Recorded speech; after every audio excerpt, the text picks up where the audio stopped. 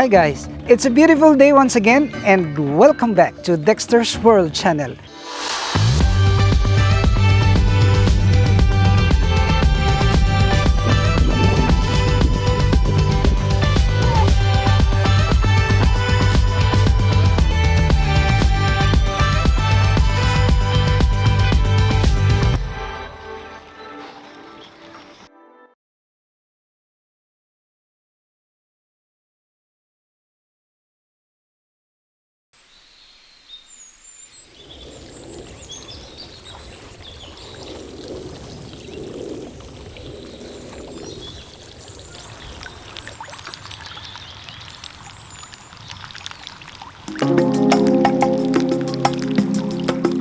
We are on a double time because I'm afraid that few months from now we cannot contain anymore our fish. I mean, we will run short of containers or tanks for our fish. Because we are massively now producing, and in fact we are about to release some goldfish right there at the mud pond, and even this fry of this Kohaku Japanese koi. And I would like to tour you around to the farm. We will go there and you will witness that aside from the kois, we will also harvest some of this catfish. But before that, just allow me to say something about the cheapest tank that I ever made. We're on a double time because this is actually the place for the newly harvested Japanese koi. And I'm looking forward to be able to have a good tank right here made out of cheap materials and even this very cheap tarp, and of course with a complete piping system. I would like to let you know that the piping system down under of this tank is really very important.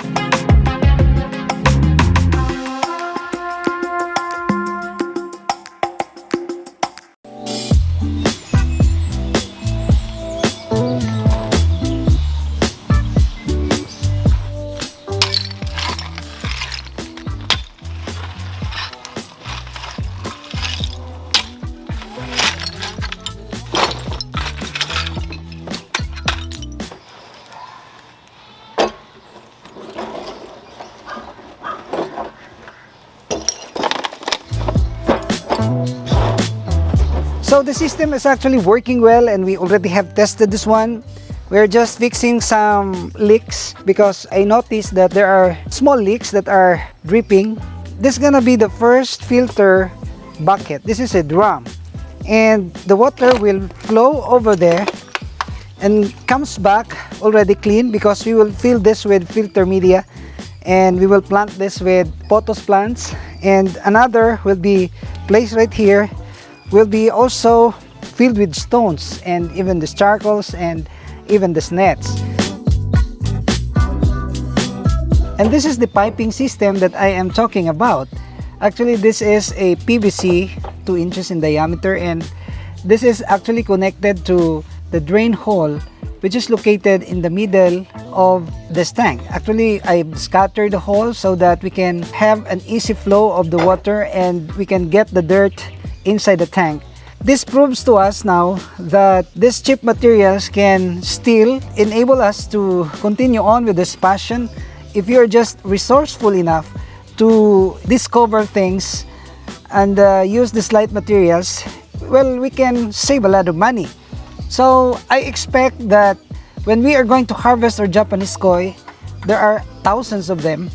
I expect that we can utilize really this tank, and you will witness that in our future videos because I am scheduled to harvest our Japanese koi 2 weeks from now.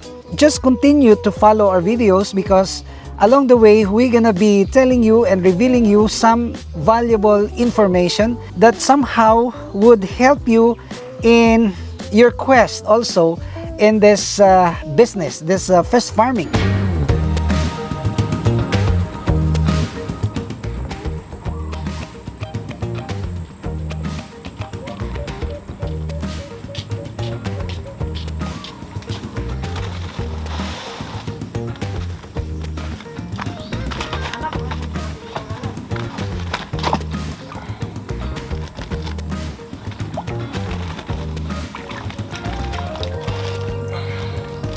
We are about now to add some more fish right here in the mud pond. We were trying our best really to improve the facility for our goldfish, and as you can see right here, we have another mud pond right here. We're digging it, and this will contain something like 5,000 per box.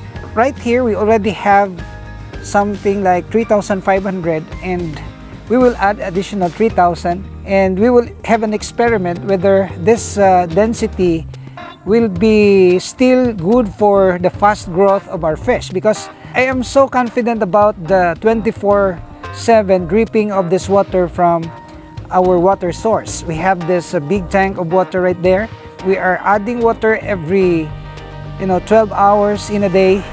That's why I am confident to overpopulate this. I don't know if this is already overpopulated, but we will try to put some 6,000 fry of goldfish, and then we will observe what's gonna happen next.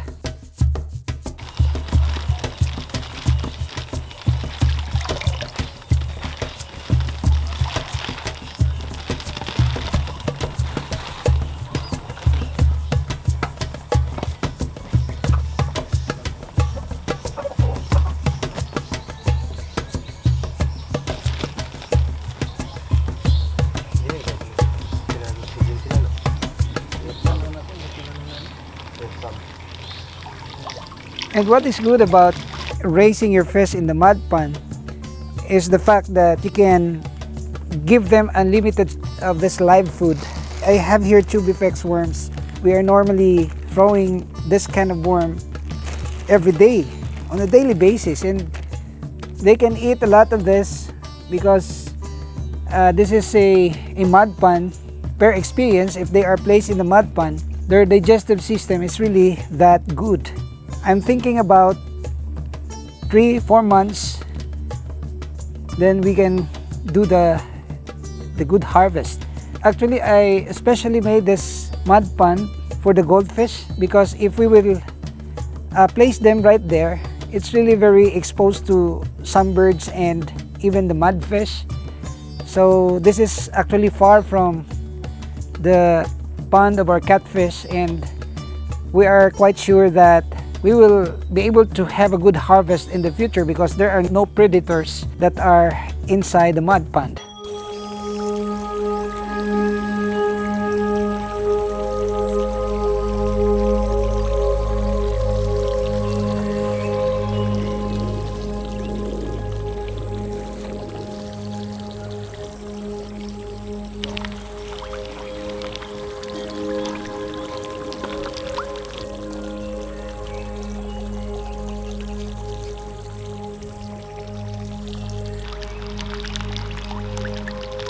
In total, we have 3 tanks here that are filled with Japanese koi of different species.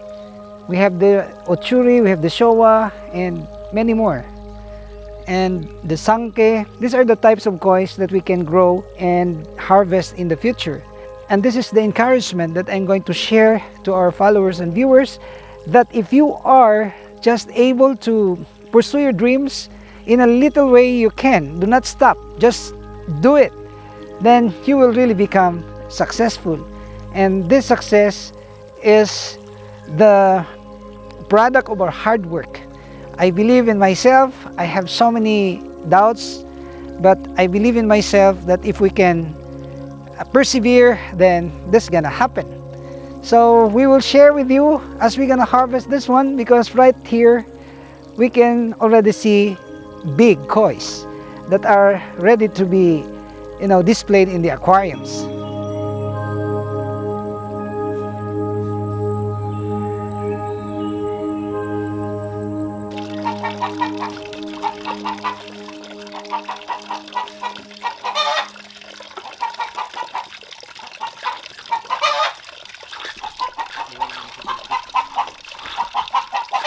Hi guys, we are now harvesting our papayas.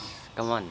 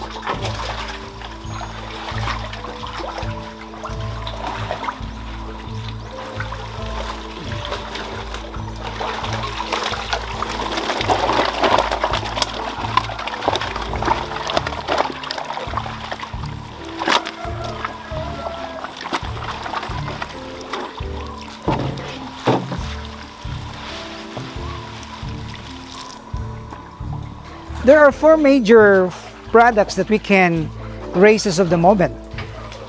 These are the catfish, the Japanese koi, the goldfish, and even the quails. And I chose to specialize in this four farm animals because it has lesser farm inputs, meaning that we don't have to shell out capital, big capital for its production. Yet, it's giving us good income. Talking about the quails, of course, we can sell the eggs and the chicks, and even the fry of the catfish. We can also sell the meat of the catfish. And for the Japanese koi and goldfish, since we have the pet store, we can easily dispose that. And this is actually now on its mega production, because I'm so encouraged with the result of our mud pond right there that gives us hope in the future to be able to inspire other people, and of course to also earn an income out of our hobby.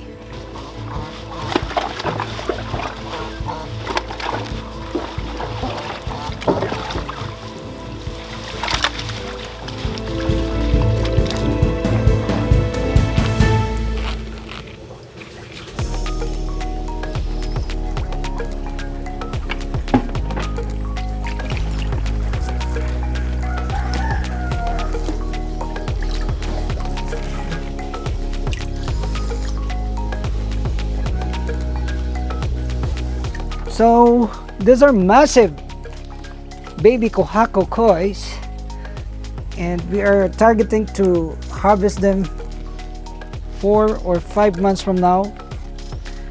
Well, this is worth waiting because these Kohakos are really best or saleable in the market. Our staff, Toto, will carry this one to the mud pond. Okay, To, it's your turn.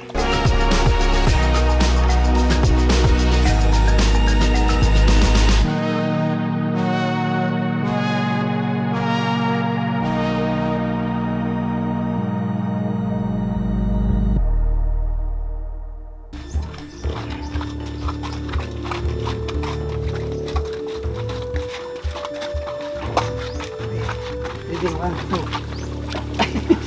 Ready, 1.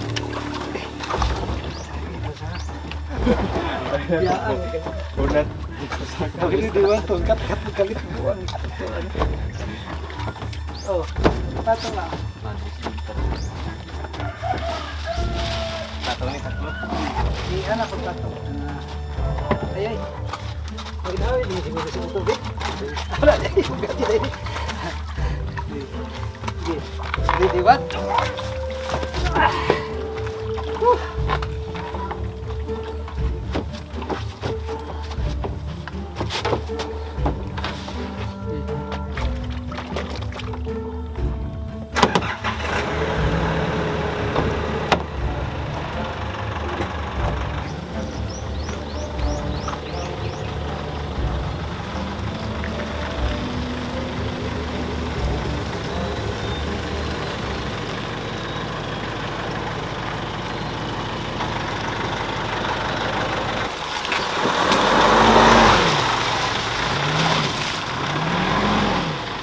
Bye-bye.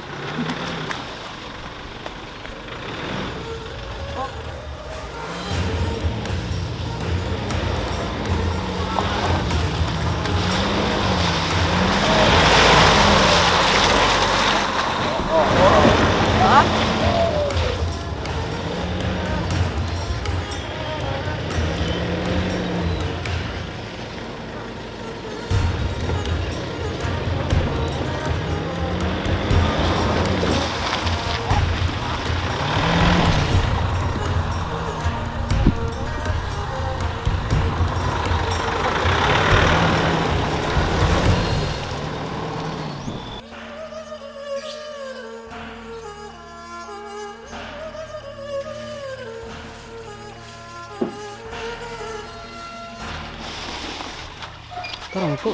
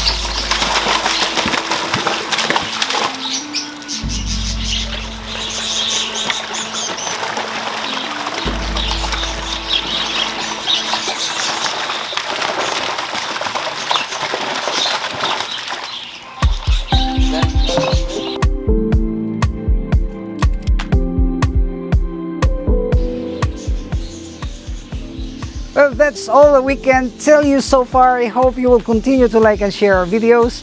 And I would like to make a shout out to the members of this channel, to the new subscribers, to our regular viewers, and even to those ones who made comments. Thanks a lot. And I would like to see you in my next video. And we will prosper together. Only here at Dexter's World.